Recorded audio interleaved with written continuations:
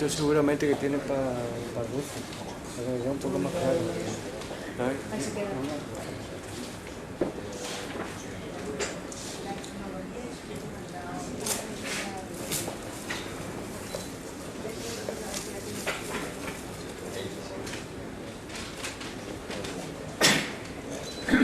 Bienvenidos otra vez.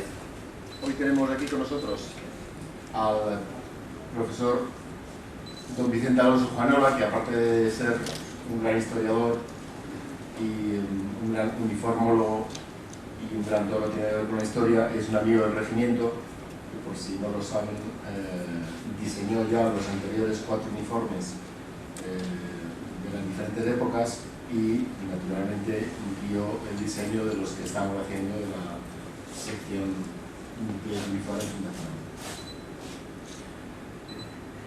Él era ingeniero técnico industrial, pero en un momento dado le dio por la historia y cambió de vocación. Y empezó hace 30 años escribiendo con un comandante el libro que seguramente conocen, que es La historia del ejército de los Borbones, que por cierto me ha dicho que ha acabado ya el año 31, ha acabado con el año 31 y saldrá a la luz el próximo año. Tiene aquí un currículum enorme que tienen por ahí y no lo voy a leer. Además decirles que es un gran conocedor de la historia del ejército de los Borbones y con tal motivo ha escrito esta conferencia especialmente para nosotros, que aunque se base efectivamente, supongo que en la uniformidad general, va aplicada a nuestro regimiento. Y me bajo allí para poder encontrar.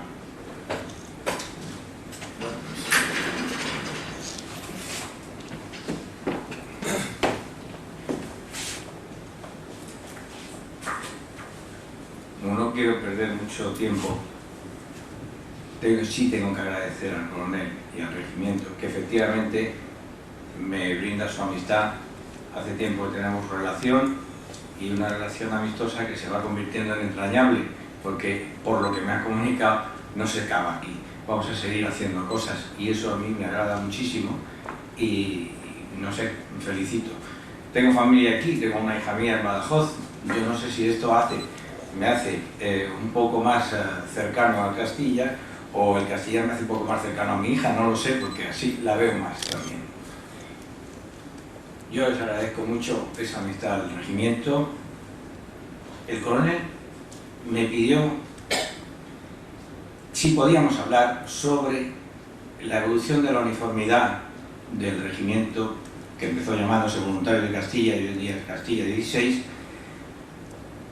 a lo largo de su vida, desde su fundación en 1793.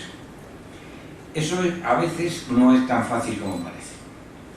No es solo para el regimiento voluntario de Castilla, sino para todos los regimientos y todas las unidades de nuestro ejército. Bueno, de nuestro ejército y de todos los ejércitos europeos. No es fácil porque las campañas, las vicisitudes por las que van pasando las unidades, hacen una serie que se vean sometidas a una serie de variaciones, no solo en su uniformidad, sino en su táctica, su composición y en su organización. No es fácil, y lo digo siempre en los cursos del Instituto de Historia y Cultura Militar en Madrid, que no es fácil aprender, saber y estudiar uniformidad si no se sabe o no se estudia primero organización del ejército. Ustedes dirán, bueno, ¿qué tendrá que ver? Se lo digo por propia experiencia. Hace 22 años empezamos con Manuel Gómez Ruiz, comandante de artillería retirado con 89 años y desgraciadamente físicamente mal en estos momentos. Hace 22 años empezamos con el ejército de Borbones y como anécdota les diré que nuestra intención era, él jubilado por su edad y yo porque me habían operado el corazón, pues dedicarnos a escribir sobre la uniformidad del ejército español, que no para completar esos baches y esas lagunas que no encontrábamos cuando investigábamos. Y nos llevamos a una sorpresa muy desagradable, que es que estábamos absolutamente y totalmente equivocados y no sabíamos ni lo que hacíamos. Esa es la verdad. ¿Por qué? Pues porque empezamos a escribir. ¿Desde cuándo hay uniformidad en el ejército español? Hombre, pues desde el reinado Felipe V, porque antes pues los morados, el tercio de Lombardía vestía con una casaca así, los morados con una casaca morada, pero el resto de la uniformidad era cada uno como podía. Hay unos intentos con Carlos II, el último Austria, de intentar uniformizar el ejército, y resulta que no se logra hasta que llega Felipe V por simple y sencillamente porque hay que hacer una guerra de sucesión que dura 14 años y ponerse de acuerdo con el ejército de su abuelo, que le ha de ayudar en esa guerra contra Inglaterra, contra Holanda, contra Alemania, y tenemos que poner un ejército que vaya en paralelo con el francés, que era el mejor y el mejor dotado, el mejor formado, el mejor uniformado y el mejor armado de la época. Entonces, fuera sombreros balones, fuera casaca redingote, y aparece el tricornio, aparece la casaca Justacor, fuera el mosquetón, fuera los mosquetes, fuera los arcabuces, y aparece el fusil de chispa. Es decir, nunca jamás ha habido una reforma en el ejército español en menos tiempo, más rápida y más necesaria, que era poner de acuerdo el ejército nuestro con el francés, que era el mejor en ese momento. Entonces, empezamos a funcionar con Felipe V, porque empieza a haber una uniformidad reglamentada. Desde el coronel al último soldado ha de vestir igual, cosa que antes no pasaba, ni con los tercios ni con los regimientos. Entonces, llega la reforma también, el 28 de febrero de 1704, los tercios antiguos se convierten en regimientos, que son unidades más pequeñas, menos plazas de pres y por tanto más operativas. Vaya, nos modernizamos a una velocidad tremenda. Vamos viendo las tropas de Flandes cuando va acabando la guerra de sucesión y de Italia, y nuestros regimientos se van normalizando. Todavía tienen el nombre del coronel que les manda, con lo cual es una cosa muy incómoda, porque cuando el coronel falta, por la razón que sea, porque cambia, porque asciende, porque fallece, porque lo que sea, el regimiento cambia de nombre, con lo cual entonces hay unas reformas en las que se trata de que los regimientos alcancen y lleven todos un nombre fijo. Cambio, cuando el coronel se llame como se llame, el regimiento siga llamándose lo mismo, porque si no es la locura y no hay que manejar aquello. Entonces nosotros empezamos a escribir sobre eso. Cuando llevábamos escrito un mes, él por su cuenta y yo por la mía, entonces no existían los ordenadores. Nosotros sí existían, pero no estaban al alcance de nuestro colega hace 22 años, ni un PC. Entonces, cada uno una máquina portátil de escribir, que por supuesto no tenía ni la misma letra, claro, la suya y la mía, escribir. Y nos juntábamos, él hacía unos dibujitos muy monos, de casacas entonces, muy simpáticos, cosa que yo no sabía hacer nunca, y entonces nos juntamos a ver nuestro trabajo. Les hago este preámbulo porque quiero que se cojan una idea de lo que es la uniformidad, o lo que es y puede ser el estudio de la uniformidad. Porque luego vamos a ver y va a decir, no sé qué es lo que llevaba puesto.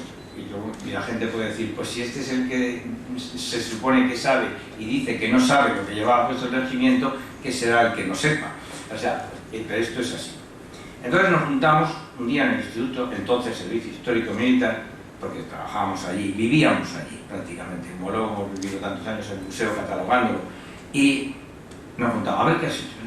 A ver, y Felipe V, a ver, guardia, a ver, Felipe V, ¿esto qué es? Hombre, esto que lleva franja de casarral, esto es un tambor, ¿no? Esta casaca que has pintado. Me decía, sí, esto es un tambor. Entonces la pregunta inmediata mía era, oye, ¿y los pífanos llevan la misma casaca? Y dice, hombre, se supone que sí. Un momento, ¿la llevaban o no la llevaban? Porque lo de se supone, lo de creí que pensé que no vale. ¿Es sí o no? Pues no lo sé, pero yo creo que sí, hombre, ¿qué otra cosa iban a llevar?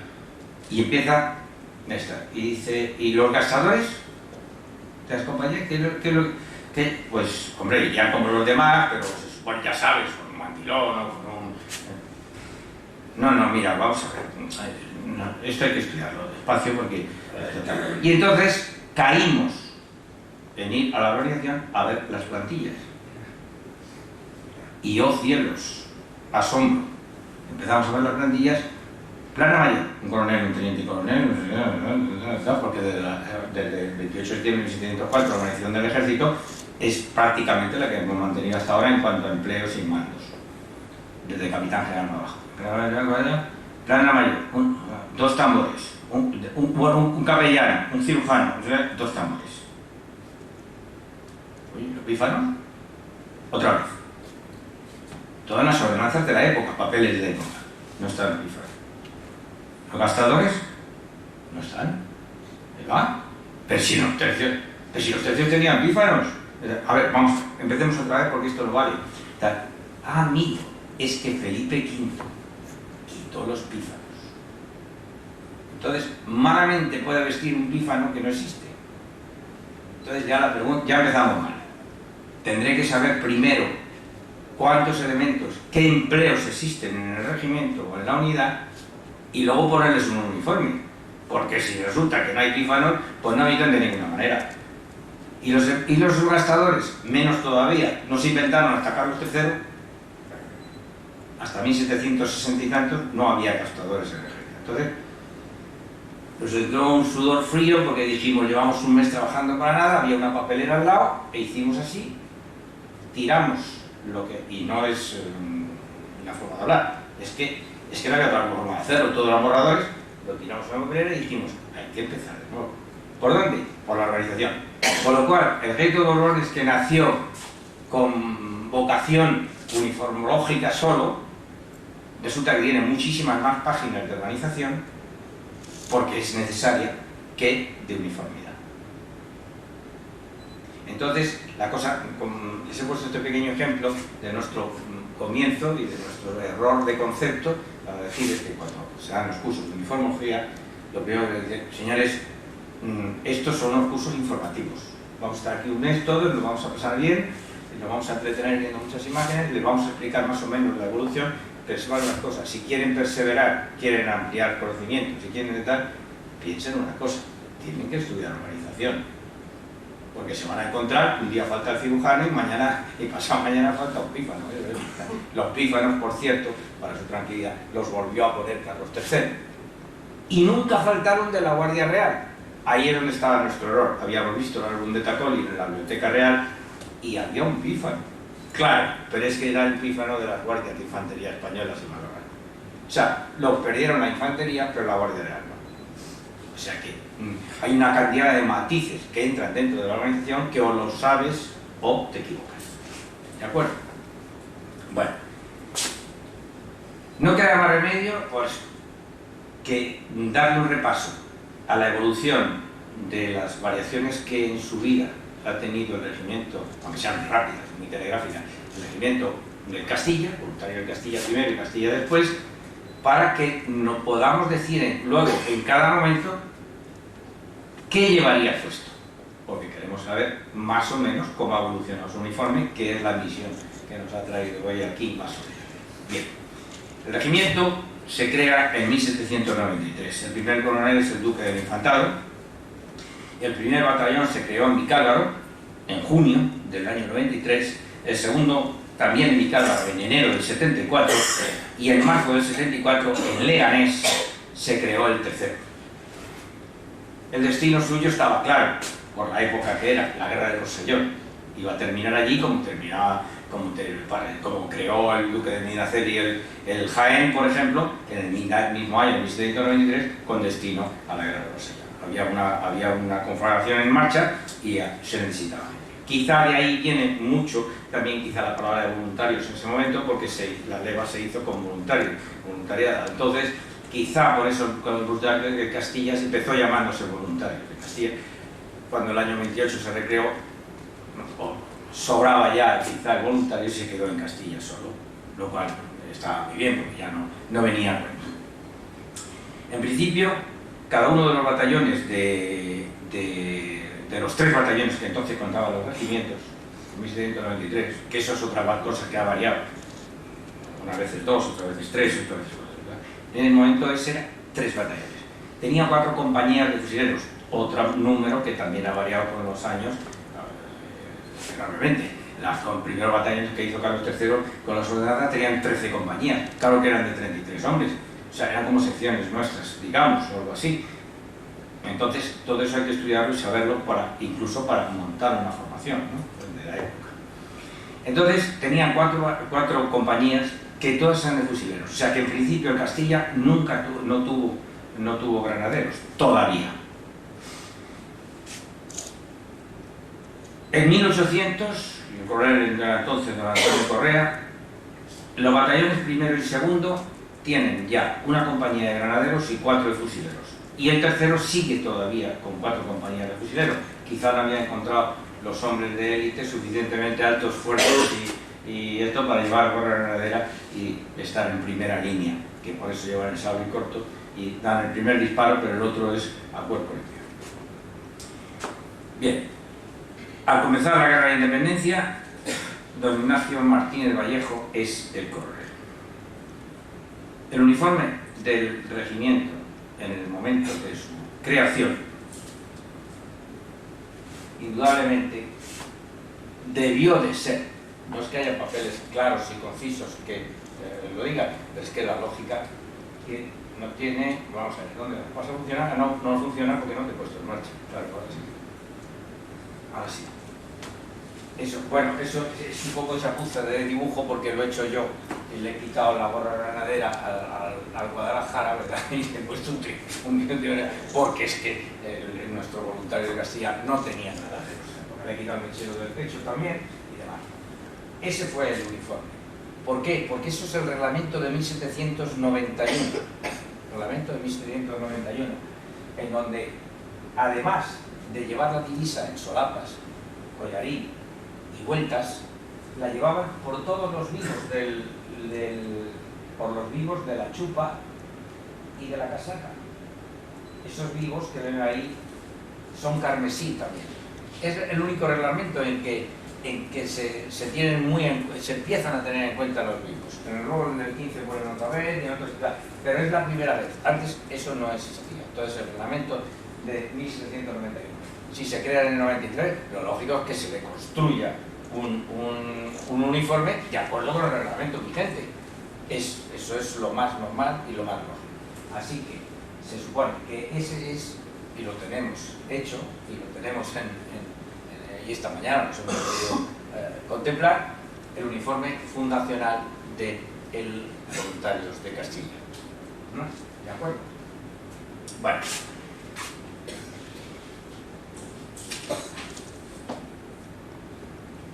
¿Qué le ocurre en 1804? En 1804,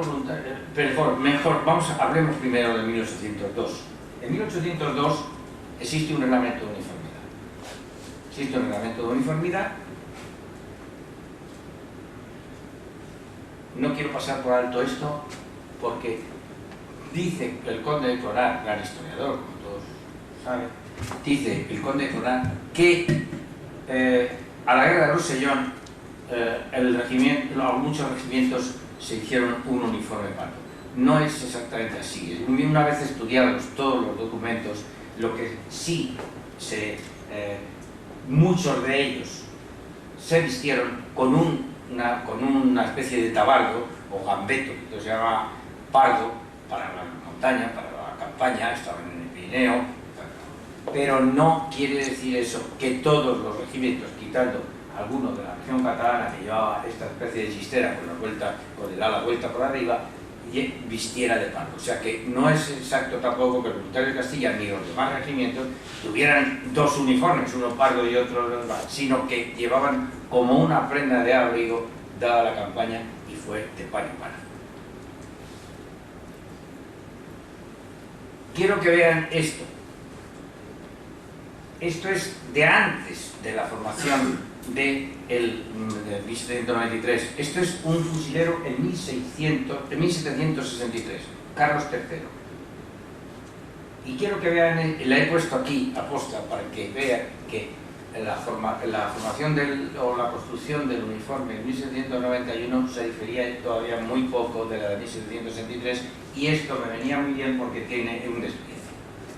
Y entonces ven ustedes desde las dos corbatas, la blanca y las polainas abotonadas, el pantalón, el calzón abierto con trampa, la chupa y esto. Se parece, no es este, es el Córdoba. Esto es un artículo que yo escribí en un día y el dibujante me hizo otro dibujo. Es el Córdoba, pero bueno, dado que no es esto. Y además, nunca, y recuérdenlo bien, la infantería tuvo solapas hasta 1791. Por eso esto es 1763 y no hay solapas. Pero el regimiento nuestro, cuando se crea, ya las lleva porque es el reglamento de 1791. Pero ahí tienen toda una serie, ahí tienen ya la cartuchera con el avispero para esto, el cinturón con cafeína ventral, la polvorera que todavía se llevaba cuando uno se quedaba sin cartuchos. Y en 1802 Godoy decide, igual que había decidido en 1791, que acababa con las variaciones que a lo largo de todo el siglo XVIII había hecho la infantería y los coroneles, los jefes de todos los regimientos. En 30 de diciembre de 1706 se define Felipe V porque la infantería debe vestir de blanco, casaca, chupa, calzón, blanco. Se entiende, crudo, porque el blanco puro es color blanco. Entonces, a lo largo de todo el siglo XVIII eso se va desvirtuando.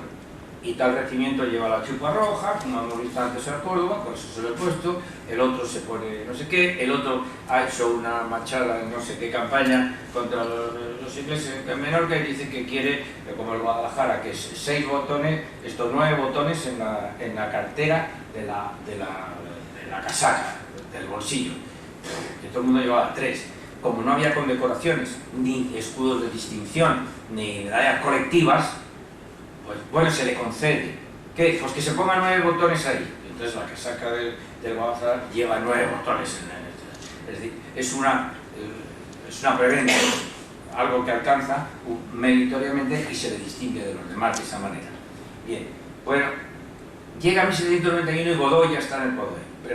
Godoy fue un hombre providencial para el ejército. Su vida particular no nos importa mucho, y mucho menos aquí, donde yo estoy, pero sí nos importa que sus reglamentos eran perfectos. Cuando encuentras un reglamento en donde aparece la mano de él, es... Bueno, en caso yo tengo el original, por ejemplo, del reglamento de los guardias de Corps de 1769, Carlos III, después de las ordenanzas del 68. Está muy bien, perfectamente ordenado, pero coges el reglamento de 1792 de los guardias de Corps y ves la mano de Godoy. ¿Por qué? ¿Qué es?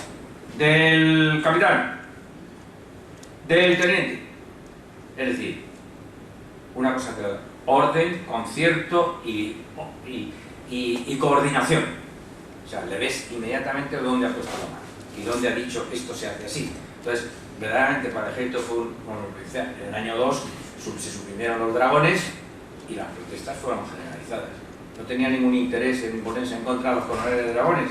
Y el año 5 repuso los dragones, sabiendo él perfectamente que era un arma que ya no iba a servir. Pues dijo, bueno, están todos a caballo y llevan fusil, pues bueno, no me voy a poner enfrente al instituto entero de dragones solo porque les ha molestado que hemos suprimido los dragones. Que era una cosa ya que empezaba a ser obsoleta.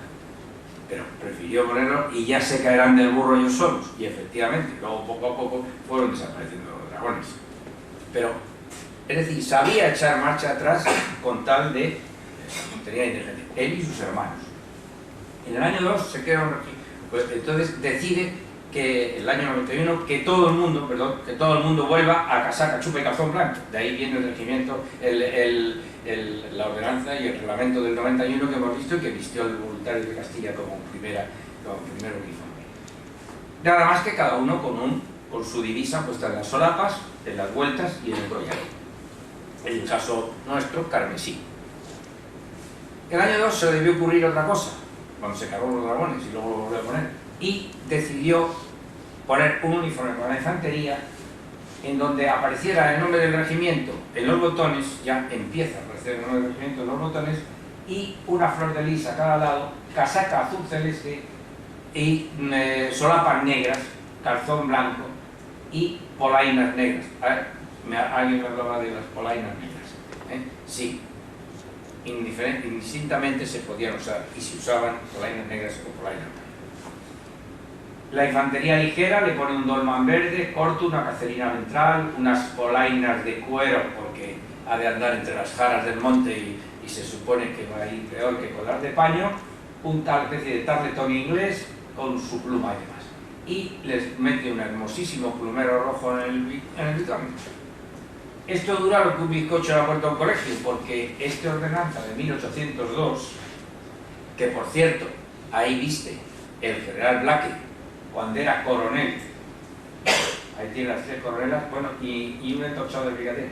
Cuando era coronel, y la flor de lis ahí se ve claramente, cuando era coronel del regimiento voluntario de la Corona, que estaba en la guerra del Rosellón, era coronel de ese regimiento, y esa miniatura es una miniatura así, que está en el Museo del Ejército, y está pintada de época, naturalmente.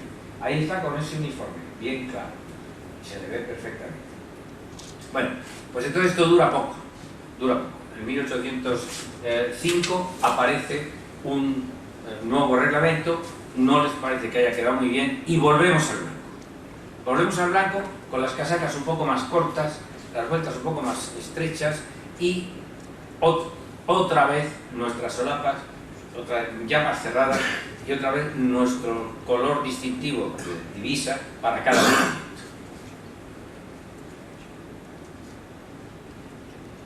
Ahí está el voluntario de Castilla. La lámina es original, esa, porque es del reglamento dibujado con el reglamento escrito que se dio.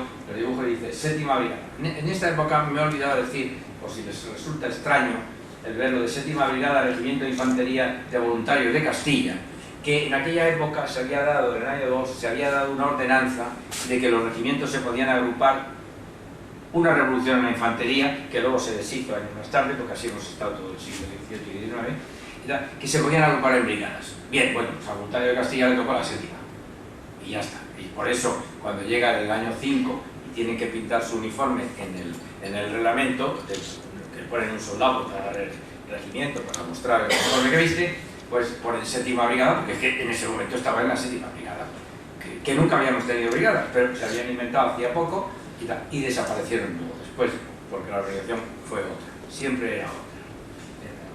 ¿Dónde andaba el Castilla?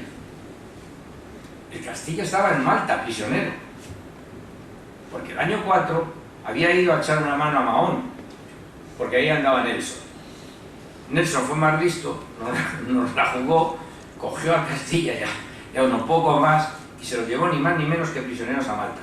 Así que, ¿qué vestía no volvió hasta el año 6, el Castilla? Lo que había de Castilla, lo que quedaba de Castilla, no volvió hasta el año 6. ¿Qué vestía entonces el año 5 y el año 6 el Castilla? Pues se supone que cuando volvió le debieron de hacer un uniforme con arreglo al reglamento del 5 que se había inventado mientras ellos estaban prisioneros. Se supone. Los papeles tampoco están, pero las cosas son como son. No es una norma muy exacta, pero la lógica dice que así debió de ser. Y digo que no es una norma muy exacta porque, por ejemplo, el regimiento de la Princesa, que comentábamos, me parece que era ayer, con el coronel, el regimiento de la Princesa, que estaba con las tropas del Marqués de la Romana en Dinamarca, el reglamento, el uniforme del 5, no le llegó hasta el año 7 en unos cajones allí a las islas aquellas. Mientras tanto vistió como el general Black que acabamos de ver. La prueba es que en el Burgués de Hamburgo, si algún que está en Hamburgo, una copia, y hay otra en Berlín, el Burgués de Hamburgo, los hermanos Schul, que por supuesto no nos conocían de nada, les importaba un bledo y lo único que se dedicaban era a dibujar, y porque eran unos artistas, dibujaban lo que veían.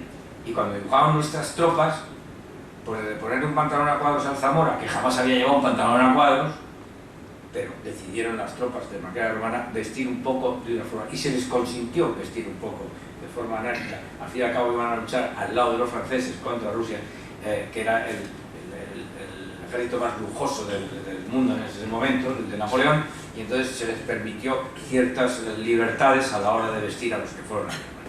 De todas maneras, la princesa no se permitió ninguna libertad, simple y sencillamente vistió con la solapa negra y la casaca azul celeste. Y los hermanos Sur lo dibujaron, y las láminas están ahí, y son de época. Le llegaron allí a las 7, se pusieron este uniforme, y a los pocos meses le dijeron, el 2 de mayo en Madrid, se ha liado.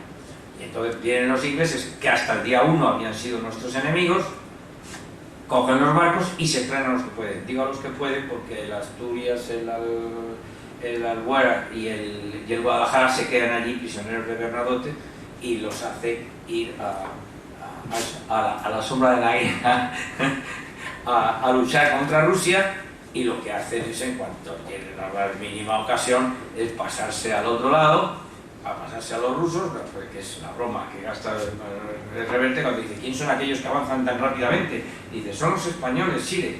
Y dice, qué barbaridad, pues habrá que darles una medalla.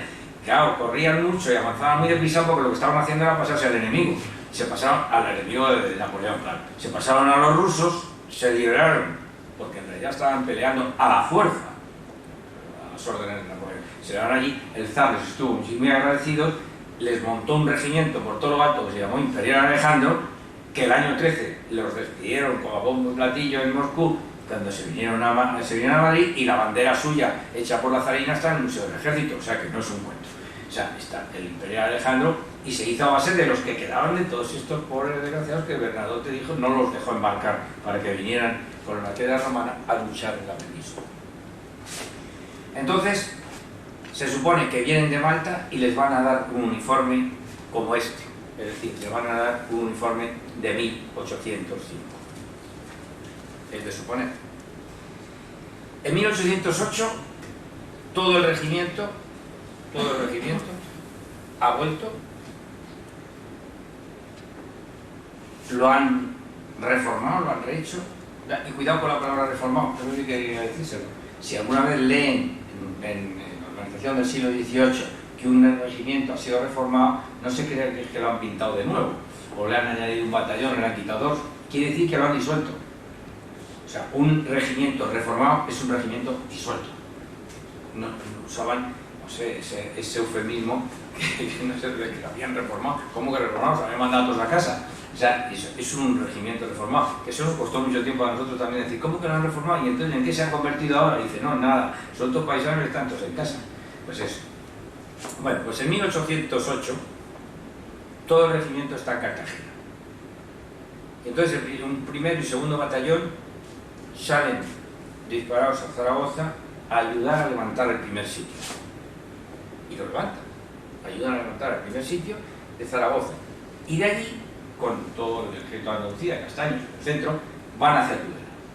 En Tudela nos acuden los franceses. Nos acuden los franceses y ellos retroceden, así como Castaños termina en Albacete también, retroceden y se meten con Palafox, con el ejército de reserva, se meten en Zaragoza de nuevo y aguantan el segundo sitio. Y allí es donde recibe pues, todas sus acciones valerosas, recibe el sobrenombre de El Héroe, precisamente en el segundo sitio de Zaragoza. Pero el 19 de febrero de 1809 capitula Zaragoza y los pocos hombres que le quedaban al voluntario de Castilla, 150, 200, 200 y pico, van todos, con todos los demás prisioneros, a Francia. O sea que está en todos los follones, no estuvo en Bailén, pero caray, luego no se perdió ni una. Y entonces ya no se perdió ni una prisión también, porque los pobres es que no tenían muchos. Bien, entonces pasa el año, el 9, y recordemos que tenemos un batallón en Cartagena, todavía el tercero. Entonces, a primeros del 10, cuando la regencia decide rehacer los ejércitos nacionales, que recuerden que primero el de la derecha, el de la izquierda en el decreto, luego el primero, segundo, tercero, luego hasta 7, luego bajar otra vez a 5, eso fue la locura. Confusiones, refusiones de unidades de unas con otras, con lo cual imagínense la uniformidad cómo iba con las fábricas de paños curtidos y demás en manos francesas, sin nada de que echar mano, y en manos de todo el voluntariado que sale de los pueblos con un trabuco en la mano y que viste como puede y que se mezcla como puede, por ejemplo. Entonces, en base, en 1810 decide la regencia que hay que reorganizar otra vez los ejércitos nacionales. Los reorganiza, los fusionando los que estaban en malas condiciones con algunos que estaban en mejores para mejorarles y aumentarles. El año 12 tiene que volver a hacer otra reorganización y esa es peor. Estamos ya muy mal. Estamos tan mal que de los 3 batallones que habíamos empezado la guerra, ya vamos por 1. Y lo que dice la regencia es que en esa reforma del año 12, por lo menos, vamos a tener un batallón por regimiento. pero que esté completo, por Dios, claro, que funcione. Y el segundo, ya veremos cuando lo montamos. Es decir, cuando podamos y cuando haya quién, con quién y gente con que montarlo. Ahora piensen en la uniformidad de todo eso que les estoy contando, con tantas mezclas y remezclas, ¿no? Debería ser una cosa tremenda. Así que cuando uno ve esos cuadros alegóricos que comentábamos ayer, esos cuadros alegóricos de la batalla de Bailén y de la batalla de Segén y tal, mucho cuidado, porque ni eran tan bonitos, ni iban tan bien, ni tan elegantes o tan uniformados como allí aparece. Eso es una imaginación del pintor, o una alegoría, o simplemente el hombre no sabe el follón que se formó y que aquello tenía que ser de otra manera. Bien. Luego en 1810 se reorganiza el ejército que estaba además en el tercer batallón que estaba en Cartagena. Y a finales de 1811, el primero y el segundo batallón, otra vez, del voluntario de Castilla reorganizado, que vaya usted a saber en 1810 qué vistió. Se supone que intentaría vestir el reglamento vigente, que era el del 5. Pero, ¿qué viste el 10? Si el 11, a finales del 11 y principios del 12, los ingleses meten 100.000 uniformes por Cádiz de tipo inglés. Aquí no habíamos visto un pantalón recto en la vida y aparece. Y el chacó tronco cónico. Meten porque estamos todos con el trasero al aire. O sea, aquí las tropas españolas no tienen uniforme. Las unidades no son uniformes en sí. Mire, ayer, me parece que no recuerdo que eso comentaba, me parece que era el teniente Morel o algo así, comentaba. Hay un hecho incontrovertido. Hay un detalle y un testimonio que es el del Marqués de las Amarillas, don Pedro Agustín Girón, Marqués de las Amarillas, primer duque de Ahumada que le hizo Isabel II, es decir, el padre del fundador de la Guardia Civil, para entendernos. Este hombre era teniente coronel en Bailén, estaba con Piñí y con Reding en la Mayor. Y además era sobrino de Castaños por parte de la mujer, o sea que estaba bastante relacionado al hombre y por supuesto sabía lo que decía. Pues en sus memorias y en sus recuerdos, se llaman recuerdos, no la memoria, sus recuerdos, ahí, pues esto, cuando dice que se está preparando la batalla de Bailén, lo cuentan diciendo, todas las tropas que habían en Andalucía, a excepción de algunos voluntarios de Cádiz, se reunieron en Utrera. Los batallones estaban incompletos de los regimientos. Incompletos porque ya habían dado su gente de guerra para... Desde el 2 de mayo había habido tiempo de darla. En 2 meses ya habían perdido muchos hombres. Estaban en pleno. Dice, pero la leva que mandó hacer la Junta desde Cádiz suplió aquello con creces. De tal manera que nos sobró gente y caballos también sobraron. Cosa que en la guerra de Rosellón nadie quería dar ni un solo caballo de su hacienda. Y aquí todo el mundo daba todo. Dice, también sobraron. Dice, a los reclutas, y esto es fundamental, el testimonio de una persona que estaba allí y que lo está haciendo. Dice, a los reclutas que iban llegando les dábamos el gorro de cuartel y la chupa de los veteranos. Y los veteranos se quedaban con el bicornio y con la casaca. Y se montaban los regimientos. Y así van a Bailén. Los que van, porque regimientos de línea no van tantos. Cuando se ve el cuadro, hay muchos regimientos de milicias provinciales. Pero así se monta Bailén. De tal manera que dentro de una misma unidad, el primer batallón y el segundo, por ejemplo, visten con casaca y bicornio. Y debajo, pues un jersey de su casa se llevaría, de tal cual, pues es que la chupa la han tenido que dar al tercer batallón que lleva gorro de cuartel y chupa. O sea que en Bailén, y estamos empezando la guerra, resulta que ya la uniformidad de las unidades que ahí participan ya no es uniforme, ya no hay uniformidad. Después de 6 años de guerra, imagínense. Entonces, claro, llega a final del año 11 y el principio del 12 y los ingleses tienen que venir por Cádiz y meternos uniformes. Que al que le toca le ha tocado, porque les toca a 90, 80, 90 unidades, les llega. Pero al señor que está en los Montes de León, pues le llega el uniforme o no le llega. Bien.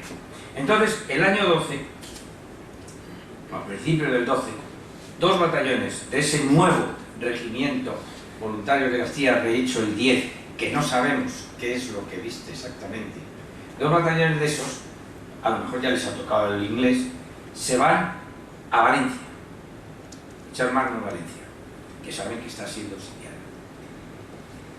Y el tercer batallón lo empaquetan y lo mandan a América, a México. ¿Cómo van unos y otros? Pues el que va a México, que se va en marzo, a lo mejor tiene suerte y se va vestido de inglés. Pues le ha tocado, como estaba ahí abajo y los uniformes han entrado por Cádiz, está más cerca que otros de haber podido echarle el guante a las casaquillas azules, los pantalones grisáceos y al otro cocónico y marcharse a América vestido de inglés. Pues a lo mejor, porque de otra manera no sé cómo iría. Y los dos que han ido a Valencia, pues tampoco sabemos cómo van. Las cosas le van mal, porque en Valencia, desde Blaque a todos los individuos que hay dentro de Valencia, plantean mal las cosas como son. Ahí Blaque no salió muy bien librado en las críticas después, debió de quedarse fuera, pero bueno, el caso es que los cogen a todos y los llevan a Pau, prisioneros a Francia. O sea, es que le enganchan una detrás de otra. Por el voluntario de Castilla, que debían decir la gente, y nosotros, ¿por qué nos metemos en esto? Que cada vez que ocurre una nos enganchan, ¿no? Bueno, venga, a Pau, prisioneros, todos, muy bien. Entonces, el que había ido a América, vamos a recordar una cosa, vuelve en 1822, que estamos en pleno trienio liberal, gobierno constitucional, y se disuelve. Recuerden eso. Cuando llega el final de la guerra, en 1814, hay la primera relación de uniformidad de las tropas españolas se da en noviembre del 14. O sea que desde 1808 no ha habido valiente que sea capaz de hacer una relación y decir cómo viste la gente. Porque claro, con esas reformas del 10 y del 12 desaparecen muchísimas unidades de las que se habían creado el 8 y el 9, de esas esporádicas y momentáneas, se funden con otras, se meten batallones en regimientos de línea que ya existían en el año 8, aquello no tiene muy buena pinta como para tener orden. Nadie se atreve a decir esto. En Palacio Real yo he podido leer las guías de forasteros que dejaron de escribirse el 9 y el 10 porque no tenían quién, porque hubo que salir de Madrid disparado para Cádiz, y incluido el señor que redactaba la guía de forasteros y el Estado militar, y el 11, 12 y 13 están allí, hechas ya en Cádiz, y ahí se les ve cómo van poco a poco teniendo cada vez más datos para poderlos reflejar. Jamás se mete con los uniformes, y se van a meter con los uniformes porque el que sabe, el señor que está ahí en los quintos de Alayos, en la arena de San Pedro, qué es lo que viste. O sea, es que no lo saben, porque las comunicaciones no son las comunicaciones de ahora, no había móviles, desde luego. Entonces, la primera relación es la del inspector de infantería cuando se acaba la guerra, que es en noviembre del 14, que todavía no se ha mandado a la gente a casa, que no se ha hecho la reforma del 15 y la reunificación de toda la infantería, y entonces ahí el voluntario de Castilla aparece como extinguido y tiene una lógica. No tenemos más que un voluntario de Castilla, que fue el tercer batallón que se marchó a México. Los otros están prisioneros en Francia. Aquí no hay voluntarios de Castilla. Por eso, en el año 15, a principios del 15, se decide, y con la representación del 15 se decide, crear un gemelo de voluntarios de Castilla en La Coruña. Se dice gemelo del que está en América. Y se crea con el Benavente, se crea con unos individuos, con unidades que se habían levantado durante la guerra de Independencia. Con el Benavente, con el Granadero de Castilla y con el tercero de Guipúzcoa. En vez de mandarlos a casa, los juntan y se les acuartelan en el Ferrol. Y tenemos un voluntario de Castilla nuevecito. Y ahora hay que pensar, ¿y qué viste el voluntario de Castilla, el gemelo, en La Coruña y en el Ferrol? Pues hombre, estos son los uniformes que nos traen los ingleses en el año 12. Y así puede que el que se fuera a América, si le tocó este tipo de uniforme, y si no iría como pudiera.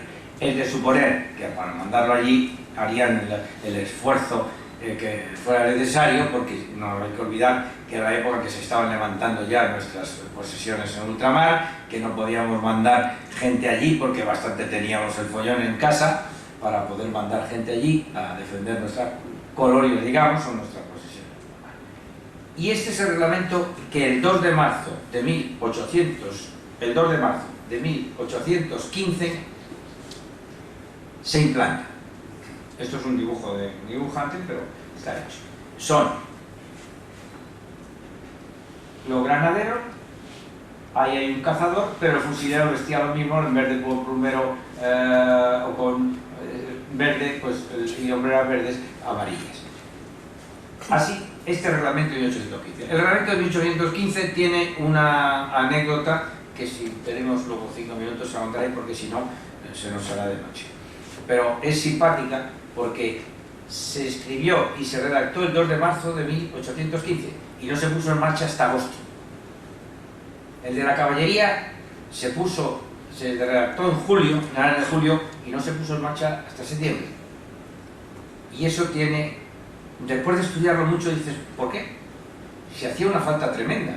Si no teníamos una uniformidad en nuestra infantería, ni en nuestra caballería, ¿sabes? Si lo habíamos pasado fatal, si estábamos destrozados, y estábamos vistiendo a la inglesa, y que como verán, si se fijan un poco, volvemos a vestir a la francesa, porque eso parece un granadero francés.